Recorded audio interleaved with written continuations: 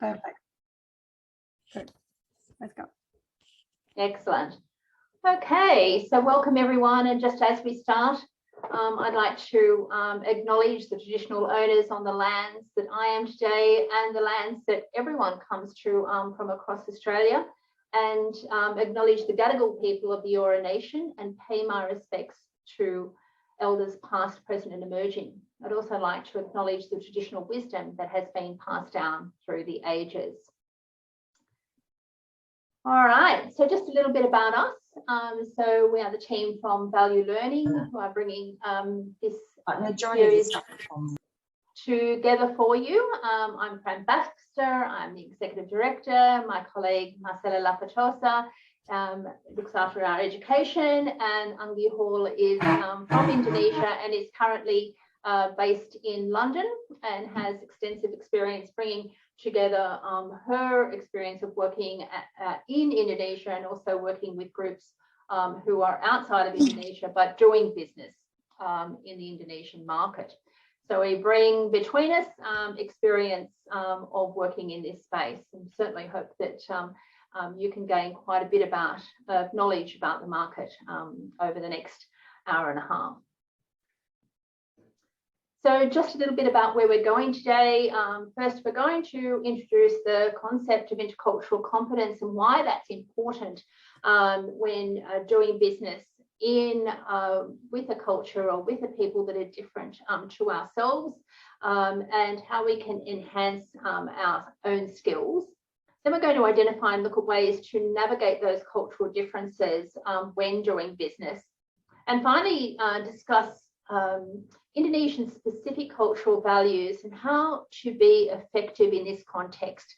So we'll be using examples from Indonesia right throughout, but we really will focus more fully on them as we come to a very specific area of our presentation.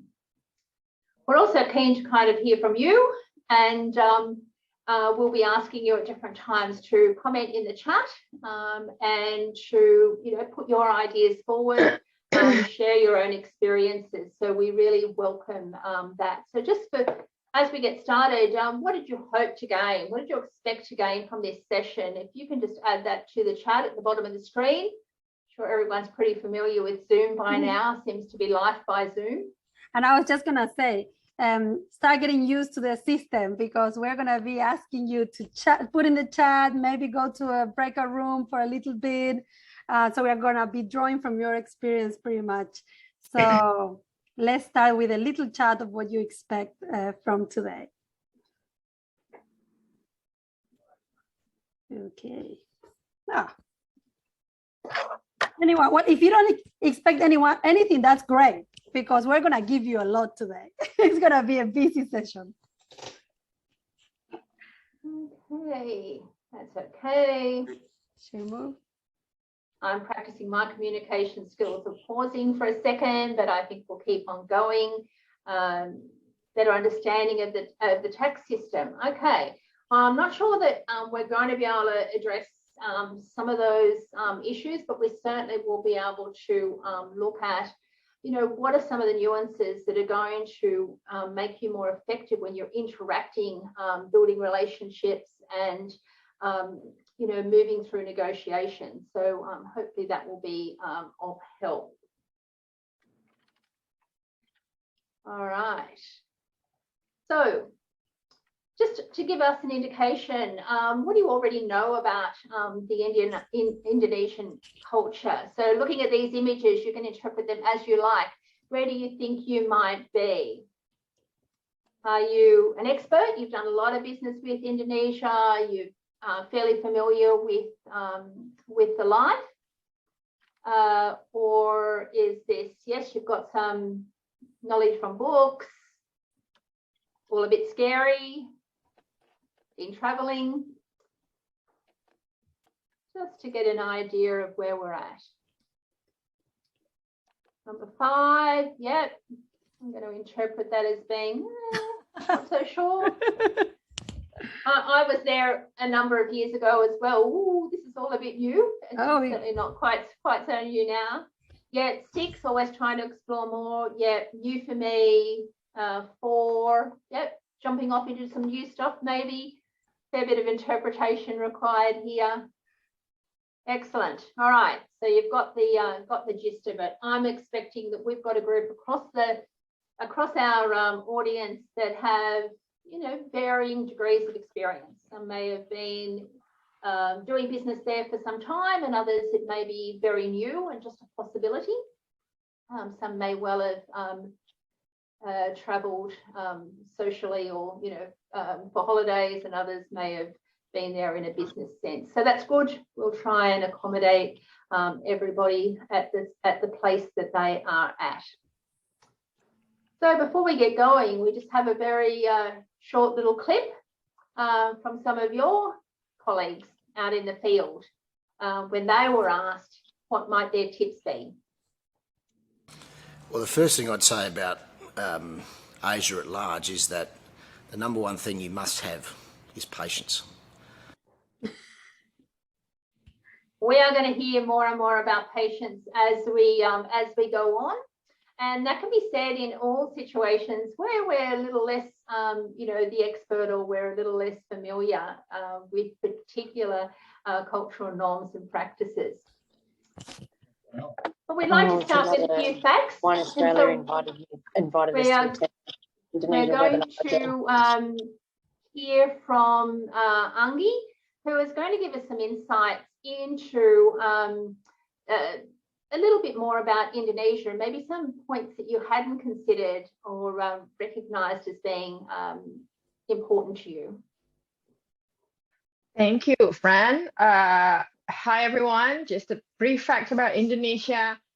So the official name of Indonesia is Republic of Indonesia. So we are a republic. The capital city currently for the last 600 years is in Jakarta. But the plan is to move it in Nusantara, which is in Kalimantan. You might know it as Borneo. So the plan will be the capital will be moved there in 2024. In the census of 2020, we have 270 million people, and 55% of these people are concentrated in Java, followed by Sumatra, Sulawesi, and Bali, and then the other islands. So we are the largest archipelago in the world, with a total number of 17,508 islands, divided into 34 provinces, led by a government called the governor system in each of these provinces. So our official language, so business language, schools are Bahasa Indonesia or Indonesian, but we have local language and dialects that 700. I remember it's being 700 languages. Some of them already died down, and they're not just dialects; they're languages. So I don't understand just moving 10 kilometers in Java and we speak different languages. So next one, friend. And religious-wise, there are 5 official religions in Indonesia, and Islam is the dominating religion. 85% of us are Muslim, followed by Catholic, Protestant, Hindu, and Buddhism. We have a little bit of some local beliefs, but they're usually Catholic plus local beliefs, or in Islam plus their local, different local traditional beliefs. So the government type is republic, presidential system. We're led by a president, or head of state and head of government is the president. At the moment, we are one of the world's 10th largest economy, and we're a member of the G20. Sadly, because of the pandemic, the status from upper middle income went down to lower middle. We hit quite hard by the pandemic, but we're getting there again. We're going up this year. Early this year, and then last year as well. And the tourism sector accounted for 4.97, so almost 5%.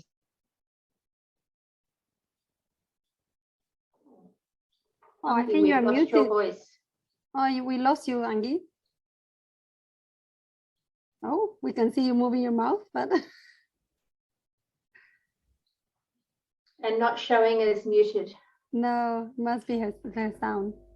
So an interesting thing here too is that with 85% of Indonesia's population as Islamic, that means that there are in fact over 40 million people who do not practice the Islamic faith, which I think is also quite interesting and sometimes a misconception when we're considering Indonesia. Sorry, can you hear me now? Market. Yes. Yes, you're Sorry. back. So yeah, so that's the fact about Indonesia.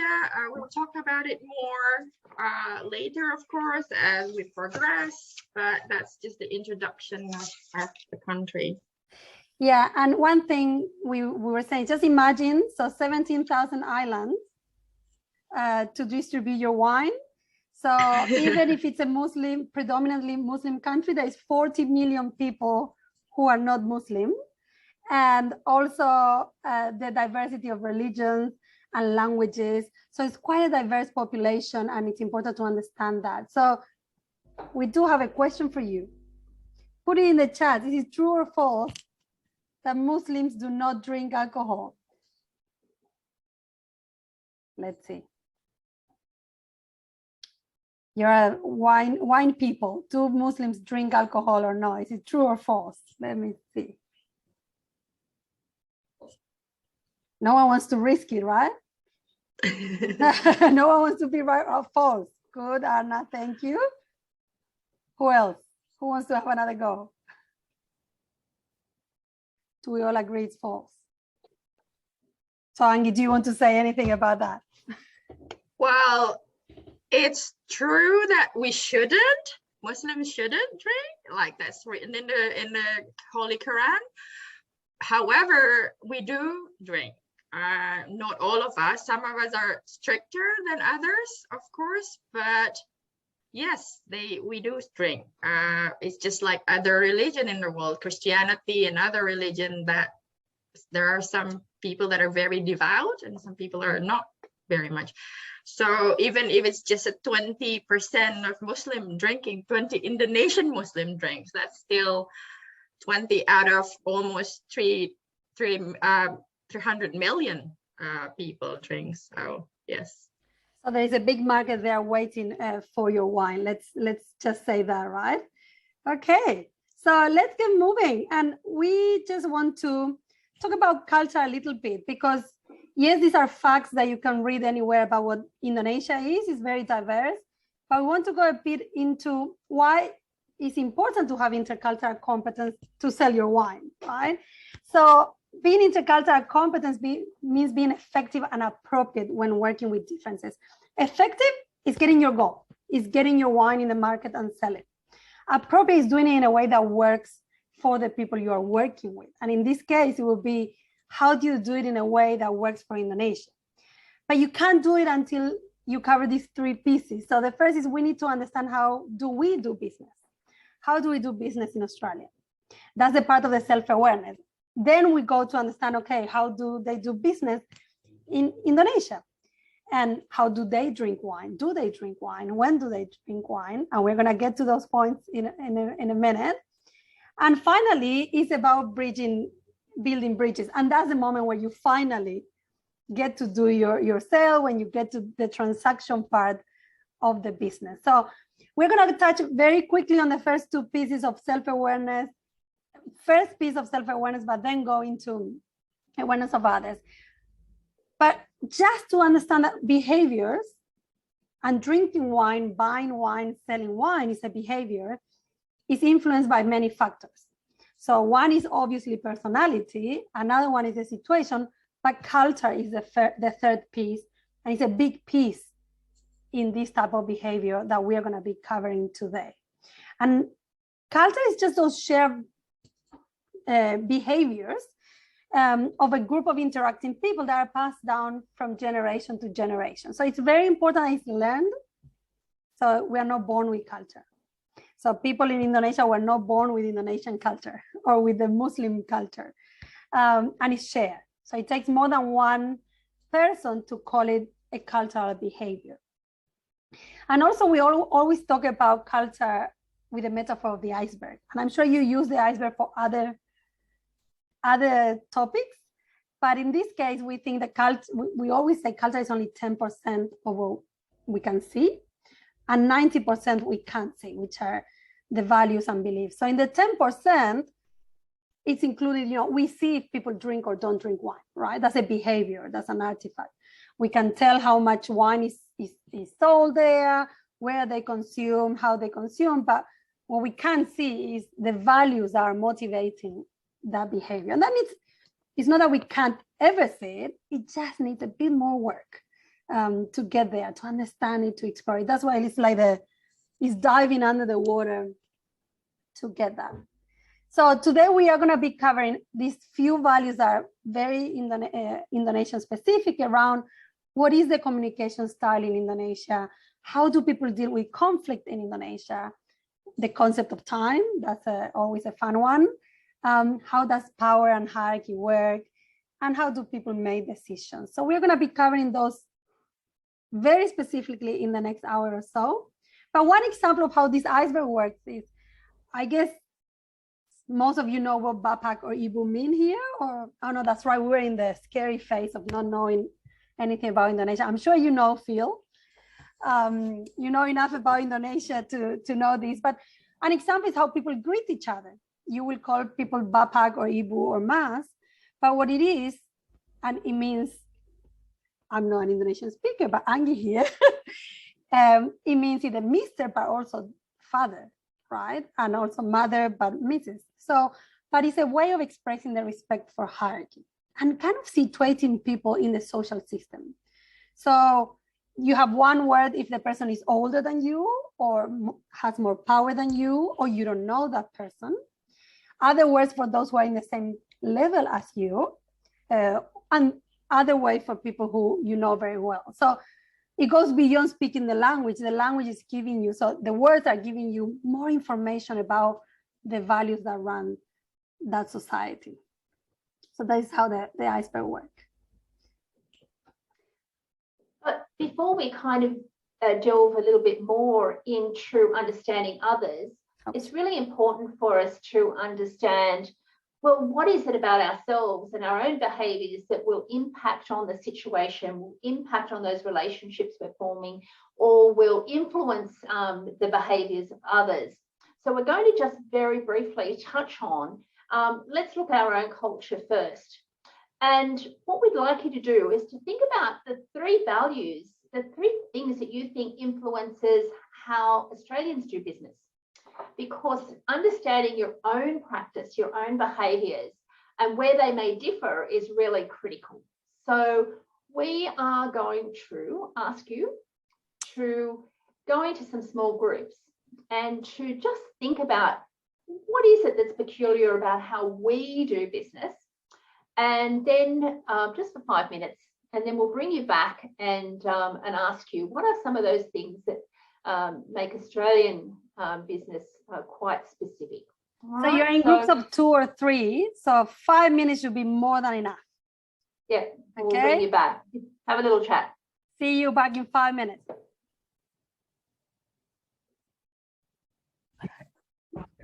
Welcome back. Okay, so I'm interested and curious to hear what you might have been discussing related to what do you think is peculiar or, indicative of how we do business in Australia that may be, cultural in nature. Any thoughts? Feel free to pop your camera on, write in the chat, unmute yourself. We're only a small group, so there's plenty of space. I'm really interested in what your perceptions are here. clearly no right or wrong. We're all going to have different experiences. My name's Emma Shaw. Hi, Emma. Hi, everyone. There are a few in the group that I actually know. So I was just in a breakout with Jamison, and I guess, you know, we were definitely on the same page that I guess part of our mantra, and this probably goes the same for everyone else in the room, is understanding the customer first. So whether that be actually understanding the customer, their style of business, understanding their culture. There's not a single person that I would approach without having done my research first. So and that in itself leads to showing them the respect that they need, and then obviously the planning of forming a long-term relationship. Good. So a couple of key points there. Obviously, understanding the customer, recognising the cultural or individual differences, and then with an aim to a long-term relationship. Yep, have I got that right, Emma? Perfect. Yes, thank you. Thank you for sharing that. Do we have any other comments? Any other takers? And feel free to put it in the chat as well. The 3 values that you identify in your conversation, if it's just in the chat, that would be good as well. So we spoke about transparency, integrity, responsiveness. Good. And what's the other one, Peter? Yeah. Honesty. Honesty. That's right. Cool. Oh, good. That's really interesting too, because those concepts of transparency, honesty, integrity can actually look different sometimes from one culture to another as far as what the behaviours associated with those are. So yeah, I would absolutely agree with you that they are, you know, quite embedded into the way of doing business in Australia. So yeah, thanks, Liz and Peter. Good, good. Is there anything else we'd like to add at this point? Anyone else? The other group?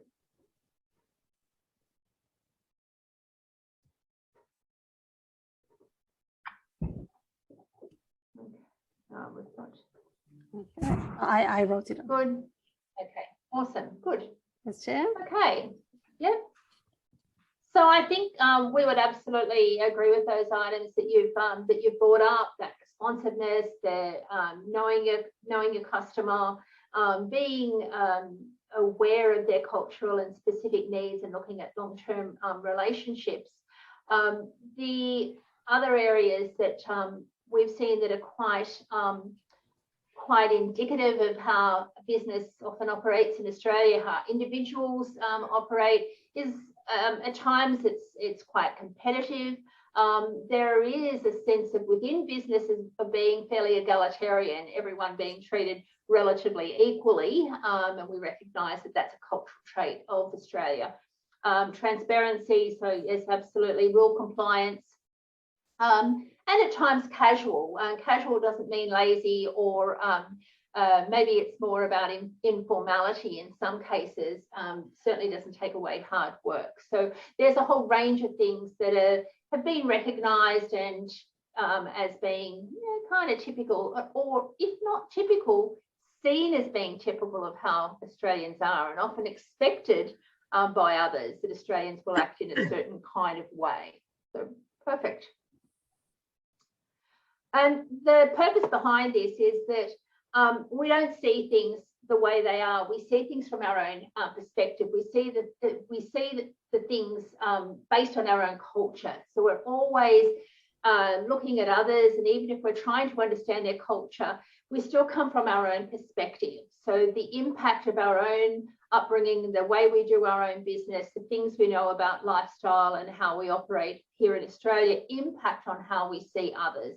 It doesn't mean that we always act on those impulses, but it does influence. It does influence us, and sometimes until we've built those stronger understandings, it can lead to confusion, and at times lead to missteps when we're dealing in a culture that's less known to us. Yeah, and also just be aware that if you expect communications to be direct, and you go to a place that is not direct, what can that look like, right? So all these things that we're bringing with ourselves expectations on how things should run, they might not look like that in Indonesia, right? We're going to dive a little bit more into the Indonesian iceberg and think about, what is typical there, what are some of the behaviours, but also some of the values that are associated with those behaviours. In order for behaviour to be sustainable and our interactions, our changes to suit the behaviour or suit the culture to be sustainable, we tend to need to understand why things happen. Otherwise, we can kind of mimic behaviour or change temporarily, but it's quite hard to sustain. So we're going to go through a few key things that we identified earlier on that iceberg. I'm going to do a very brief introduction, and we're going to call on Anggi to give us some tips and some deeper insights into what this may mean very specifically in Indonesia, which is, as we saw, a huge country in its own right, and will have some similarities maybe to other markets that you've dealt with in Asia, but also some absolute peculiarities which are very specific to Indonesia. So one of the things that is really critical is the importance of relationship. Developing relationships, the amount of time it takes to develop a relationship, the importance of trust being connected to a relationship is really one of the most fundamental pieces of the puzzle which make up doing business and culture in Indonesia. And so I'm going to hand over and ask Anggi for a little bit more background on that. What's the significance of it? What are some of the pitfalls? And Anggi, what do you think are some of the things that we need to be really mindful of when we're dealing in this space? Okay, so what does it mean to be relationship oriented in business, especially? So good interpersonal relationships are needed to build trust. So it's really important to take time to build these relationships because we really like to have the relations with people that we conduct business with. So investing your time to get to know your business partner, the colleagues in Indonesia as an individual. So not only as a team, but as an individual. Put some interest to know who's their family, do they have children, where they live in Indonesia, even which part of Jakarta do they live, find out what they like or dislike. So because it's very blurred, the line between colleague, business partner, and friends. So we would like our business partners to be our friends. And also at the same time, be open to share some aspects of your private life. You don't have to open everything, of course, but let them know who you are as an individual. And because family is really important for us, so you might want to share a little bit about your parents, about your children, your spouse, your partner. Are you coming from a big family or you're coming from a small family? It might not sound like the thing for Australians, but it certainly is the way to gain trust for Indonesian. And small gathering is very, very important. Informal gathering outside the work, when one day you visit or you get to meet your business partner in Indonesia, that's the kind of thing that probably the business actually going on when you have an informal gathering. We like having meal outside, chit chat before meeting, even before a virtual meeting, just spending 5 minutes for small talk. We don't go straight to business. You ask about personality stuff that will be very valued for Indonesian culture. And gift giving. Don't mix it with bribery or anything. It's just a small thing to show that, oh, we have a good relationship here, because that's what we do to one another. So now, for example, during this pandemic, this Omicron thing that's hitting Indonesia at the moment, almost everybody sent other people in their household, in the different households, gifts. to wish them well in their isolation, and it's usually just food. And it's just a gesture that we like you to be our partner, a business partner, and then you're in the relationships this way. So it could be like chocolate. I always say chocolate. Bring some Australian chocolates there, because for us that we don't eat chocolate that much, but chocolate is seen as something from abroad, and it's just a small gestures for you to be in the group in business. So it's not, we're not expecting money or it's bribery and, you know, things like that. It's just a small gestures for you to say, hey, I'm open to build this relationship. And can I just say something you said the other day that I love? This, like, if you're going to ask about the kids, you better remember next time, right? So not only you need to be interested in their family life or their private life, but you, next time you see them, you need to remember and ask, so how do you go? Yeah. Exactly, Marcella. And that's why I always give tips to my clients that have a small, like a pocket notes on who are your business partner and what are their children's name or their spouse, or where are they at school, what grade are they in, so it can be a starting point next time you have a meeting with them. Definitely. So starting with some of those casual conversations around the relationship rather than cutting straight to business is really critical within the Indonesian environment. And should we show a little video? And if you have any questions, just put it in the chat for after the video. Asia, the first thing you need to realise when you're doing business with Asians is you're doing business when you're not doing business. You're actually trying to establish a relationship which could take years, and the number one thing that I want people to understand is you're actually always doing business in Asia when you think you're not doing business. So they may take you out to a karaoke club after a dinner, you're still doing business. The only time you're not doing business is when you're asleep. And even then, you know, you can argue that you're still doing business because you're away. That's perfect. Good. Yeah, so there's some good tips there, and we'll show a few more of those video clips as we go along. So I guess the next thing we really wanted to think about is the concept of harmony, and it's a critical component of culture in many places. And let's face it, we like harmony ourselves, but maintaining harmony and maintaining like face being not confrontational is really something that I've noticed in my business dealings with Indonesia and my relationships to be critically important. And Angie, I'm really interested in what kind of tips and ideas you can expand on to help us understand that concept, very much specific to Indonesia. Yes, thank you, friend. So because we really like our good relationship, so group harmony always has to be maintained.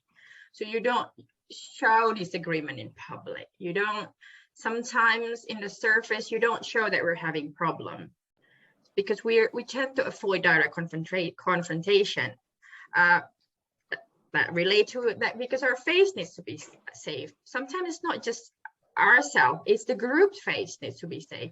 And probably with you dealing with Indonesian, the Indonesian face needs to be saved. So it's a face saving, a very heavily face saving culture. So that's resulted to that you often will be told what they think you want to hear. So just all the good stuff, because we're trying not to just saving our face, but saving your face as well. Sometimes just we only reporting just the good stuff.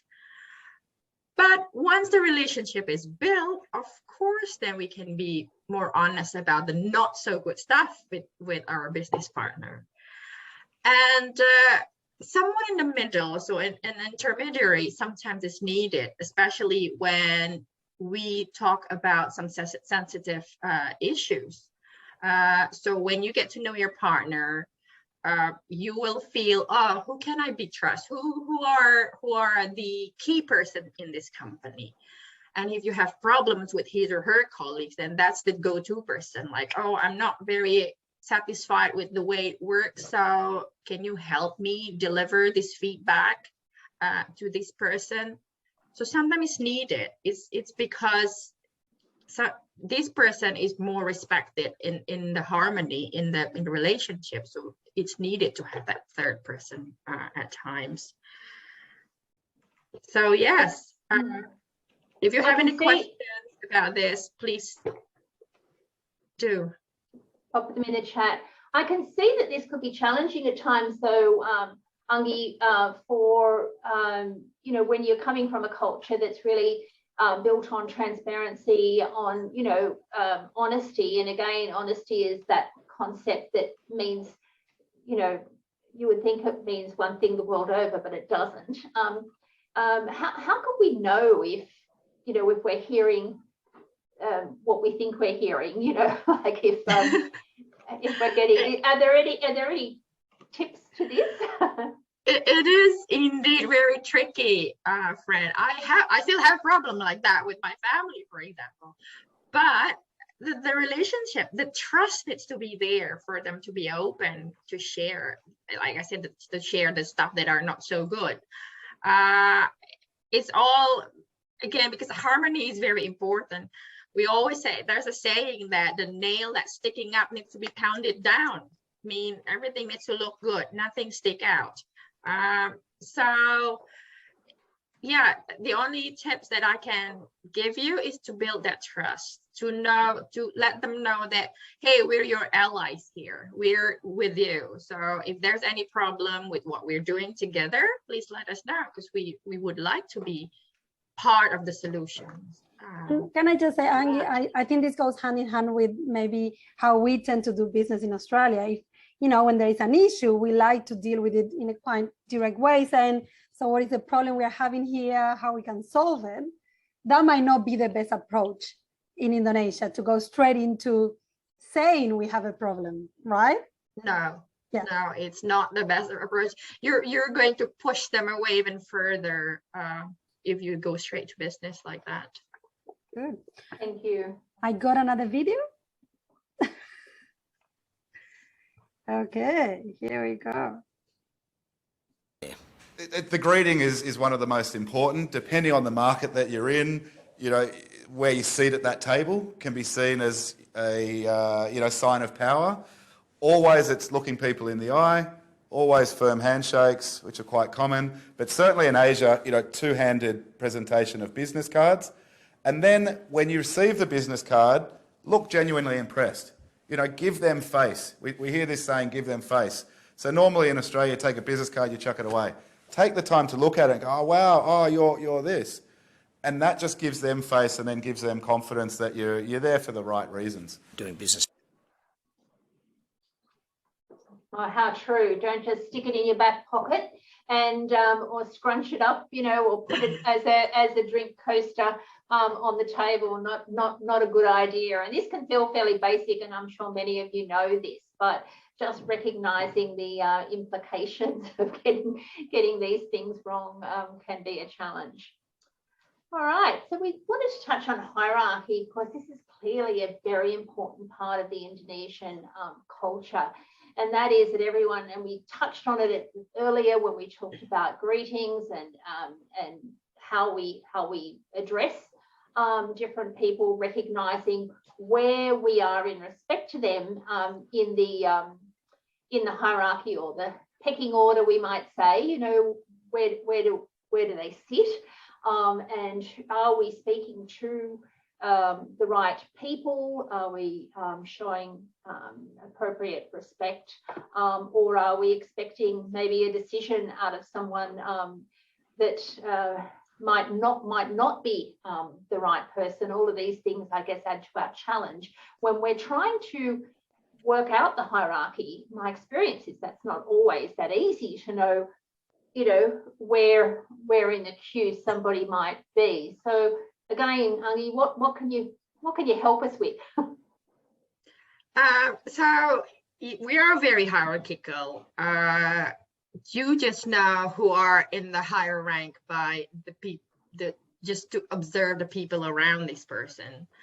So yeah, we need to have a special attention who is the older or those in a higher status. Relationships are very formal, so it relates to the greetings.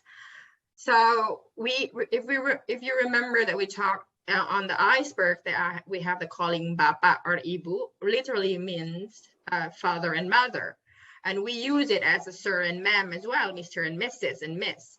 So that is very important. We usually say Ibu and then the first name for female, so we don't use last name, or Bapak and then first name for male. And if you're not sure whether they're in a higher status or lower status, or are they the boss, or are they older than you, just use it. Just assume they are in a more respectable position than you are, especially when they're your business partner.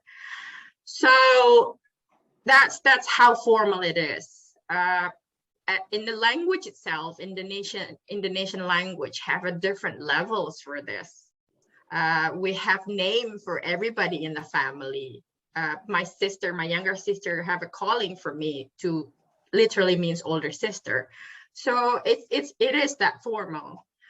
And the job title is respected more than experience. So if it's a director, or the business card says the manager of such and such, is more respectable in the office, in the business, more than just the experience. And talking about this title thing, and it's very common, referring to the previous video, that we have all the academic titles in the business card. I know it's less so in Australia, because sometimes businesses are more casual, just the name. You just have to know how good I am by my performance. Not in Indonesia. We put all the necessary academic titles in the business card. So I know some of my previous clients that they actually print a special business card for Asia market with their titles, if you have one. So decisions are made by superiors. The initiative by the lower rank are very low. So you might want to know who are you meeting, because somebody that meeting you at that time might not in the position to make decision at all. So the decision only made by the leader of the company or the organization. However, these higher ranked directors or managers, they usually have a personal assistant and secretary, and that's the intermediary that you need to approach before you get to his or her door. Is the relationship that you need to build first with this personal assistant or the secretary, and it's very common. It's in almost all businesses, whether it's in the government officials or is it in private sectors. It's very common practice for the higher rank to have a personal assistant for even everyday schedule. So yeah, that's how hierarchy plays in business for Indonesia. Quite different, isn't it? Yeah, I think it's fascinating as well, the non-initiative by the lower rank. So they're expecting the boss to tell them what to do. So whether it can be quite different here in Australia, right? The initiative to speak up if there is a problem, or the initiative to bring ideas to the table, that won't happen unless the boss is asking them to do it directly, right?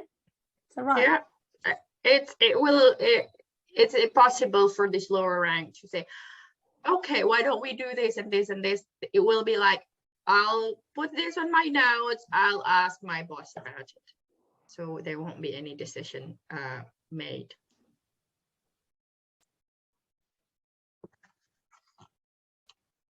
Perfect. Look, we want to go on to the final one of our spotlight on culture in Indonesia, and that's the concept of time.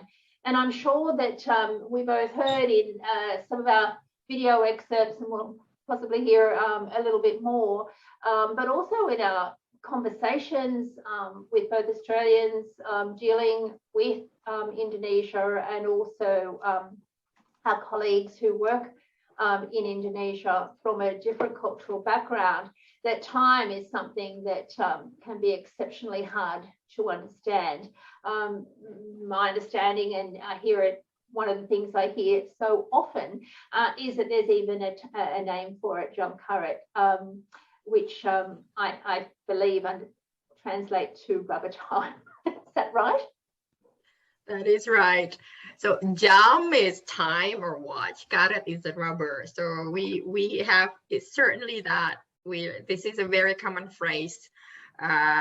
We use it in a joking way, in a formal way, in meetings when things are doesn't start in this agreed time. So what does it look like? What is time in Indonesia? So people might seem like they're not concentrating because multiple activities can occur at the same time. We're doing a million things at one time. It might be seen for other people's eyes that we're not focused, but we're functioned that way. We're not just focusing on one thing. So you might be on a business meeting and people answering phone, for example, or they get out. They say, oh, sorry, I need to answer this, and then just get out, or doing other things. It's not a sign of disrespect. It's just the way we function. It's just the way it is. Of course, there are times when even myself get frustrated with this, but it's just the way it is. They're not going to change. But it doesn't mean that they're not listening to you. It's just that's the way our brain function. So most people in Indonesia are focused on today. We are focused on the present time. This is why it seems like we're very relaxed. Time is very fluid because the focus is just today. I always give the example of lots of Indonesian are not, we don't care about having insurance, for example, because we don't think about that future, just for today. And because of this focus on our relationship, because we like to build relationship, to build trust, so things might take slower. It might take a longer time than you'd like. And it's not impossible because it can happen, but it takes time. And once you're in, and then things can get going really quickly. But it's taking that trust, it's building that trust that might take some persistence and some patience.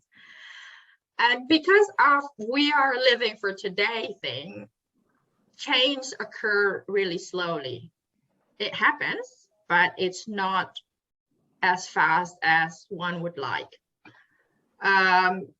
Like our current president is somebody that really make fast change, right? So it's good. Lots of things get done really quickly, but a lot of people really can't keep up with him. They're so opposed to him because of that, because of the changing, all the changes that he's making. So that's the time. Yeah, and one of the things I also noticed was how, relationships are going to always trump time. So, if there's a relationship related issue come up, like a family issue or a demand from the boss or, a colleague, at times that will actually completely throw anything else in the agenda out of sequence, right? So it's not uncommon for arrangements to change fairly late in the process. That's true, because family and your in group is very important. So there are last minute cancellations or a delay because something more important. My family is more important. My group is very important. Or I always give this as an example too. Somebody died, so I need to go to the funeral because Indonesian funeral, the Muslim funeral especially, happens so quickly after the person died, and then you have to go straight away to the funeral. And because everybody's family, everybody that I know is my friend, so average Indonesian go to lots of weddings and funerals because we're invited to where we don't even get invited. We just come. We're assuming we have to come. So there are things like that that needs to, it's like adding to the nuance of time that people are late for these family reasons. And it's not, it might sound like a made up stories, but they're not. No, like my neighbor's uncle just died. I need to come because I met him once and I'm really close to my neighbor. That's just an example, and it doesn't even make sense probably for Australian mind. Like, why do you even go? Like, but it's really important to keep that harmony going for us. I love how hierarchy and relationship and keeping the harmony and no conflict takes over anything related to time, right? So time can always wait, things can wait, but relationships, hierarchy cannot wait. So, yes. And Angie, can I just ask you about, is there any generational change? What's happening with the new generation? Of course, it's changed, especially in big city like Jakarta. If you're familiar with some of the other big city like Makassar, Surabaya. Surabaya and Jakarta and Yogyakarta are in Java, and then we have Makassar and Manado in Sulawesi. Things are changed with the new generations. Unfortunately, we're very polarized as well now. We have a lot of extremist Muslim, like the Middle East type Muslim that I didn't grow up with. So they're very devout and extreme, that probably not your market. But at the same time, we have a lot of people that are really progressing because of the education. We have a lot more educated people. And lots of these educated people are Western educated. They don't even have to go abroad. We have a lot of international schools now in Indonesia. And the urban areas are growing and expanding like crazy. And that helps, that changed the younger generation. So you will see for your context, a lot more younger generations are more open to drinking alcohol. That once seen as a bad habit is not anymore for some of this group of age. So there are definitely, and the middle class, the middle class are growing significantly. So then the ability to buy is also growing. Yeah.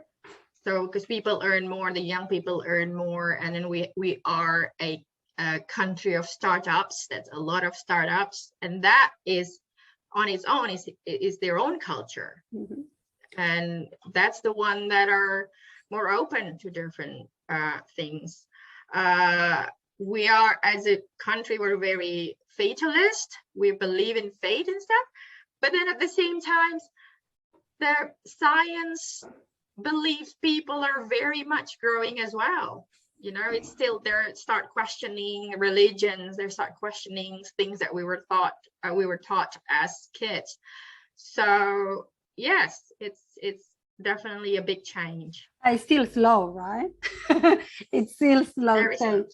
So Angie, just a few questions that are very specific to the wine industry. So one is, so we said that some Muslims will definitely consume wine, right? And there's 25% of the population as well that is not Muslim. So millions of people drinking alcohol. So where is wine in particular consumed? So it's usually consumed in bar or lounge, where we go to the bar or the lounge, and there's some wine lounge in Jakarta, in Bali, in all the big cities, of course, that we go there and then choose the wine, and then we consume wines. It's usually with live music. We're really big into live music. So places with live music we usually consume our wine. For the upper market, usually in steakhouse with the fine dining, in restaurants, in hotels, definitely you can see bottles of wine there. So those are the places. There are times when you really with your close friends at home as well, just with your very intimate circle, then wine is consumed as well there. So if it's at home, it's like with your close circle, it's not with the big family. And usually so Yes. it's high-end, expensive places, it's a sign of status, right? Very much sign of the status. It's the more expensive, the better, if it's a sign of status. So I guess younger people don't drink wine or don't drink that much. No, because of the price. Of course, wine is the most expensive alcohol in Indonesia. So it's for the younger people, the university students, they tend to go for long drinks and cocktails because they're cheaper, basically. And it's hot, so a lot of ice. And it's very hot, yes. And so, for example, a wedding. I know weddings are huge in Indonesia, right? You have a few hundred people there. Would there be wine in a wedding? It depends on what kind of wedding. It's not the custom, but I've been to weddings when they serve wine. Usually when it's Chinese Indonesian or a Christian wedding, it's not as big. It's not like everybody will drink wine. It's usually it's occasionally they do serve it, but not like a free flow kind of thing. So in general, it's not the custom. Maybe just one or two weddings, but not like a big thing in like in Australia. Okay, so if you're thinking to export wine to Indonesia, you need to go to those high-end restaurants, bar, hotels, places where people with high income go to, and 35 plus, right? All the and company gathering. Sorry, Marcella. Okay. Good. So again, for harmony and relationship, companies have gatherings. They invite their team, and they will either for the lower rank, for the hard laborers, maybe they go somewhere. But for the management level, definitely there will, when they know that people drink, they will consume alcohol there, and wine will be there. And so here it's very common to go to someone's house and bring a bottle of wine. So is that common in Indonesia? And when do you gift wine? No, it's not common. You only bring wine. I know that here in the UK as well, the easiest gift is wine and flour if you don't really know the host. In Indonesia, it's the other way around. You have to really know the host. You have to really know that they drink wine to bring wine. And as I said before, we only come and bring wine when you know you really know the person. It's an intimate gathering of like 5 to, well, intimate in Indonesia can be 20 people. But then you have to know that everybody's not object to alcohol. That's when you bring wine. Because we don't have dinner party, like sitting down dinner party. We don't have that formal. I know I say that the workplace is very formal, but when it comes to our house, we are not formal at all. We don't have that dinner party. We just have a buffet style. You can sit anywhere in the house, and that kind of place, when you know that your host and some of the guests are drinking, then we bring wine as a gift. Good. And you also mentioned before that Chinese New Year is a time to give wine to the Chinese Indonesians. Is that right?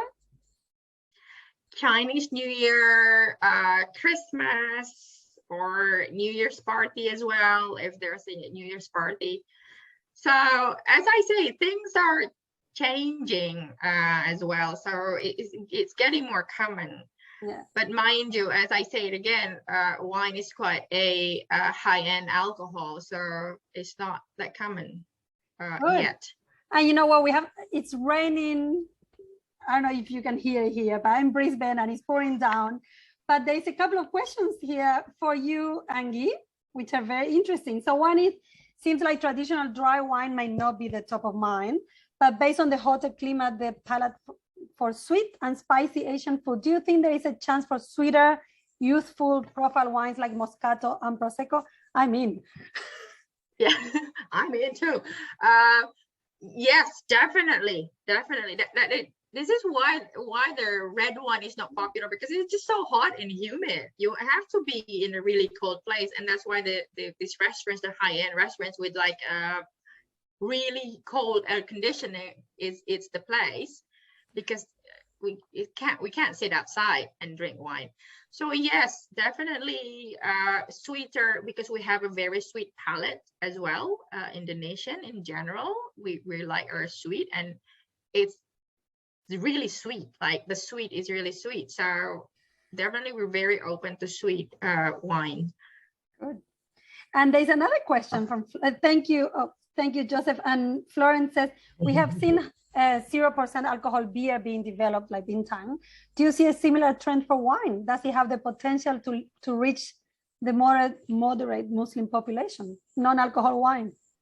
Yes, I'm thinking so, because the zero Bintang is taking off. Like people, it's just, yeah, well, yeah, I can understand you don't see the point, but it is a market, because it's not like they don't like the taste. They like to drink, but some of these people are very devout.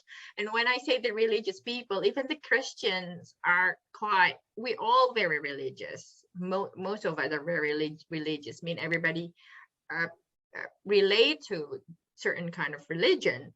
So, but it is because what I know some of the houses does is we have apple juice along with our wine for those who don't drink, because the color is similar, you know, or the sparkling apple juice. I think it's a good way to do it. So it will definitely be, because it will be looking good as a sign of status, but without the alcohol, right? So good. Yes. Good. So it was also interesting, Angi, when you and I were doing a little bit of research here and talking to someone who had a couple of bars in Jakarta, and they were talking about the market, which is bearing in mind, everyone, you know, we are the experts in cultural understanding more so than you know, the nuances of the wine industry. But I was quite surprised to hear that there's also an interest in organic, and that one of the challenges that they put forward was the lack of variety, that they felt that it would be great to see more options that they could, you know, purchase or have access to. So I'm guessing it's a bit of a catch-22, you know, getting into the market, you know, initially, but there being quite a bit of potential for interest in variety once you can crack it, once you can get in there. Yes, yeah, because I remember he mentioned that there is dominated by French wine still in Indonesia, and we have a closer neighbor who actually is closer to transport the wine to the market. Good. So do we have any other questions? I think we're gonna thank you, Liz. So we're gonna move on. I think very important, and thank you, Angi, for those insights, and please keep putting the questions in the chat. That I think we had a little. Yeah, tell me. Yeah, I just was going to also just mention, you know, any of the specific questions regarding, you know, sales and tax, I think come up earlier. They've been noted by Wine Australia, and they'll be back in touch with you directly. So Liz, I think you had a question, others may. We'll be noting those in the chat. They're a bit out of our brief. Well, they're very out of our brief, and we don't want to give any, you know, pretense to information in those respects. So I think we'll keep moving. Yeah, I think we had a scenario, but I think we've just about covered all of the elements. We have covered everything, right? So the importance of relationship and time and hierarchy. This presentation will be available for you, so you can have a look at it. But what we think is the most important thing is, you know, these two icebergs. Think about our Australian iceberg, whatever iceberg you come with, when you go into the Indonesian iceberg. So you really need to see things the way they see it. And I love the questions. It shows how innovative and creative Australians are, thinking what and focus on the market. That's what you said earlier on. You're focused on the customer.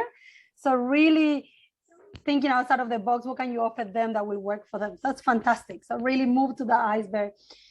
And one thing that we want to talk to you about is communication styles, which we kind of covered when we're talking about conflict, for example, and how it's important to keep harmony. But we just want to cover very quickly this idea of direct and indirect communication, because it can make or break business. It can make or break your deal. So, and Anang is going to give us some tips on how to deal with it, because you can guess where do we stand. But direct communicators tend to have a very clear message, right? So the one giving the message is, there's no way for misinterpretation. And it gets straight to the point. It's very linear. We don't spend much time. It's no, we don't, but there's less time invested in building relationships when you're a direct communicator. So if two direct communicators are dealing with an issue, they go straight to the issue at hand. And there's a lot of information that is very detailed and shared. The focus is on the task and explicitly on what we are saying. So I'm trying to always love this phrase that mean what you say and say what you mean, right? And that's, yeah, pretty much the way we expect to communicate in the Australian context, right? And the onus is on the speaker. So the onus is on the person delivering the message to get the message out in the way they intend and mean. Mm-hmm. Where the indirect is a listener who needs to do the work. So it's the person on the other side that needs to read between the lines. So the message is not super clear and spell out for you in 1,000 bullet points. You kind of need to go through the weeds and try to understand what they're trying to say. So infer the meaning. You have to be tactful, and it's important the non-verbal tone. So, and you can see I'm a very indirect communicator, believe it or not, but it's not the same saying no thank you, the saying no thank you, right? So you really need to watch the context of an indirect communicator to figure out that it goes beyond the word. Yes, and silence and pauses can be very comfortable. People can just wait. Yeah, there's no need to fill in the gaps. This one kills me, to be honest, even though I am an indirect communicator. And it's very common in relationship-oriented cultures. You can imagine why, right? Angie was saying before, you don't go straight into a conflict because you don't want to affect the relationship. So we are very careful in the way we say things. We go, usually use a third person. We are kinder in the way we communicate or express our messages. And we will have some tips in a second. But overall, I would love to put in the chat, are you more direct or indirect? What sort of people do we have in the audience today? Because another important thing for indirect communicators is the context. And Indonesians, Fran is direct. Hi, Will is indirect. So Indonesians are very indirect and very focused on the context. So you really need to understand everything else that's happening around you to understand what's being said. So in the scenario, we saw a comment about, well, they're not saying no, right? Or they didn't say they didn't want it. So, but what does that mean? Sometimes it's hard with indirect communicators to figure out, do they want this or not? Are we doing it? Are we having a deal or not? Is he following up or am I following up? So sometimes even the simple things can be a bit confusing if you don't know how to navigate that, right? Good. And I guess there's other direct communicators on the chat, but I thought, oops, are we doing the group work? Do we have time for group work? Past? Yes, we do. Well, I need all of you to put in the chat or think in your head if you're a direct or indirect communicator. Because what's going to happen next is important based on what you are. So think about it. Direct, very linear. You go from A to B to C, no silence. You make your point. There's no room. Say what you mean and mean what you say. Exactly. No room for interpretation. Indirect. Oh, you beat around the bushes. Is that how you say it? Beat around the bush occasionally. Or you might use a third party, or you might rely on understanding the context of the situation. So if, as an example, I'm quite confident that when winemakers speak to winemakers, they have a shared context. They understand, what they're talking about. You probably use a lot of jargon. You probably don't have to say, things explicitly because you really understand where each other's coming from. That comes from being in a closed group. You couldn't do that. You couldn't have that conversation with me because I wouldn't understand what you were saying. So what you need to do, and it's very important to listen to this instruction, choose the style that is the opposite to you. So if you are a direct communicator, try to be indirect, very important. And if you're indirect, try to be very direct in this conversation. And you only have 2 minutes, 1 minute each, or 3, because I think I have one group of 3 people. And you have to make an argument for your favorite drink. It might be wine, it might be a type of wine, or might be something else. I don't know. Like, I can't assume that you all drink wine. But what's your favorite drink? And you spend 1 minute being direct or indirect, making your argument. But you have to use the opposite style, okay? So let's get this show. So let me see. Oh, wait, I need to move someone. Okay, ready, set, we go. We'll be back in 3 minutes. Oh, there's a smile.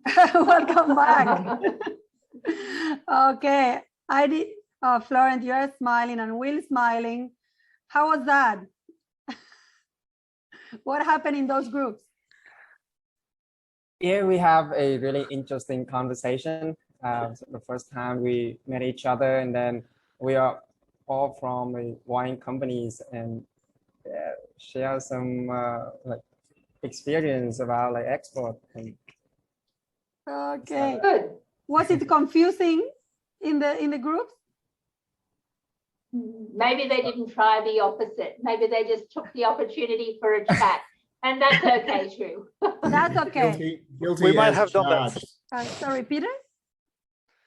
Guilty as charged. We may have failed in the exercise. That's good. That's okay. If it's a fail, it's a success as well, right? We recognize our failures. Oh, that's good. Florence? That's all right. We kind of expected them. Yeah, that's okay. Nice. Yeah, we might just have done that. Yeah, but that's okay. It was a bit short. Oh yeah, not long enough. Fair enough. That's good. That's okay. And you know what? That's the idea. It's really hard to get your head around communicating differently to what you usually do. And that was the point. That was why it was so quick. Just, it's hard, right? It takes time to change your brain into doing something that you're not used to do. And especially in communicating, especially with people you don't know. So all these things will play when you're trying to do business in Indonesia. And of course, like we said at the beginning, Indonesia is huge, it's diverse, it's no one size fits all, right? So that's also very important to keep in mind what you said at the beginning. Your focus is on, first and foremost, learn about your customer and your people before you try to do anything. So I'll share a little, should I share the video of Fiona? And then we move into tips for communication. Being able to communicate, like we might not always get each other's exact nuance. And so you have to be careful that you don't misinterpret something. And I think that's why it's always really important, if someone, when you're writing something or when you're speaking, that, you try really hard to really listen very actively and repeat back, what you think they're saying, so that you make sure that you're both on, understanding the same thing, because particularly if someone is, English is a second or third or fourth language, it's really important to make sure that the nuances are understood. Yes. Very true. Okay, so let's go to some tips and tricks from, so we were saying Indonesians in general, not everywhere, because I know in Java might be very different. And also that's part of your exploration, what parts of Indonesia are more direct and which ones are more indirect. But just, Angie, some tips and tricks. Yes, Fiona already explained it. So the first thing is ask questions. If you're not sure, just ask questions, ask for clarification, and we're okay with that. Is your understanding, is my understanding correct? Is this what you meant? Because we're not very direct, so it's really, really important to ask for this clarification, just in case you're understanding differently.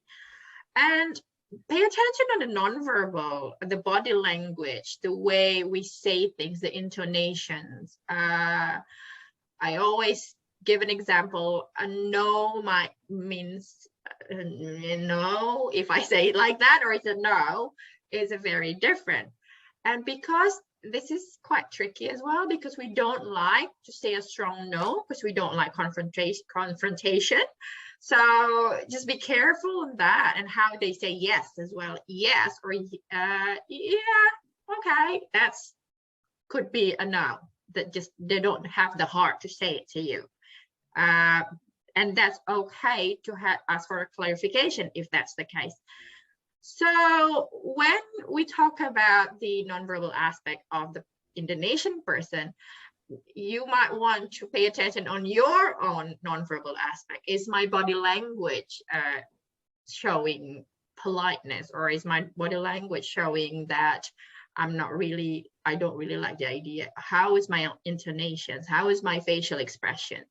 So that it works both ways, because Indonesian will read a lot of your own body language and your tone and your facial expressions as well. So because we're not direct, we might sometimes convey ideas by suggestions, like, what about doing it this way? Suggestions or questions. What if we do it the other way? So it's not a direct line, it's usually more of a question or suggestions. And you might want to do it that way as well. If you would like to direct Indonesian to say to do something, you might want to suggest it rather than have a very linear message. Because directness can be seen as rude and attack to an individual.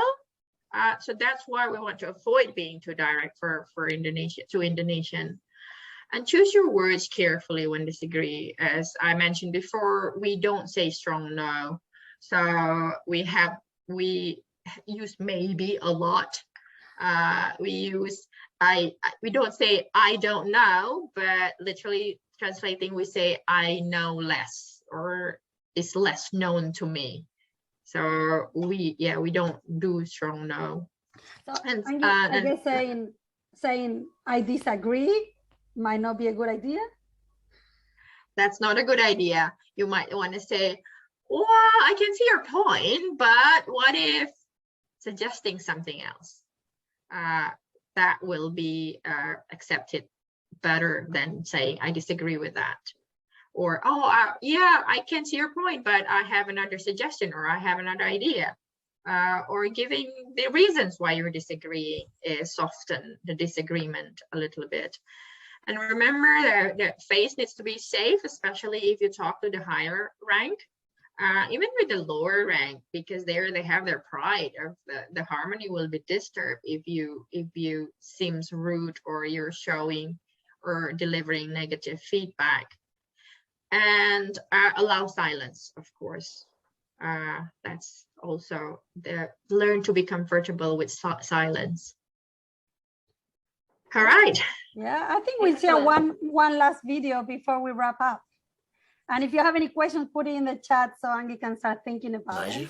You're always doing business in Asia, even when you think you're not. So you'll get frustrated at times. Perhaps you might, when they're inviting you out at midnight to a karaoke club, or it's another bottle of wine that you really didn't need. You know, the calories you certainly didn't need to consume, the extra duck breast that you really didn't want to eat because you've had one earlier in the day, or whatever it might be. But you're doing business, so you just have to suck it up really and get on with it and remain true to the relationship that you're trying to build. So what more would you want than to indulge and show your business partners across the world that the wine that you've made and how passionate you are about it, it's marvellous. Good. So, very good. Yeah, I think we are coming to the end of this. We have like no time left, but so the videos will be available on the website, right? The recording will be available as well, and you will receive a survey from Wine Australia to share some feedback about today. Anything else, Fran, that I'm forgetting? No, but I think there's an opportunity if you have specific questions that you think about later. You know, I'm sure that if you send those to Wine Australia, they can redirect them to us and we can provide some feedback. But we thank you for being attentive, for you know, staying with us through the program, and we really do wish you well in what is you know, a huge country of you know, with a huge population and sufficient diversity to be suitable, I would think, to all markets. So thank you very much, and we you know, look forward to you growing your businesses in a new part of the world. So thank you, everyone. I'm looking forward to taste your wine when next time I go home to Indonesia too. Thank you, everyone. Have a good afternoon. Thank you. Bye.